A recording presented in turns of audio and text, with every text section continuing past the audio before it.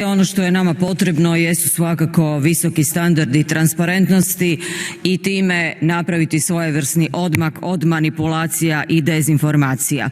U kontekstu političkog oglašavanja i transparentnosti izbori koji su pred nama, dakle iduće godine, zapravo će pokazati koliko je povjerenje građana u Europski parlament. Kolege s moje desne strane mogu se posebno zbog toga brinuti.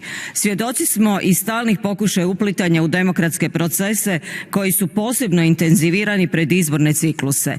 Moramo znati tko stoji iza oglasa, tko oglase plaća, a građani i birači imaju pravo na politički pluralizam.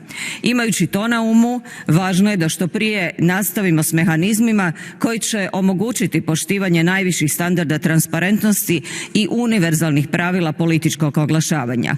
U zemlji iz koje dolazim, u Hrvatskoj, postoje i poseban račun za financiranje troškova izborne promidžbe, izborna izvješća i izvješća o medijskom oglašavanju.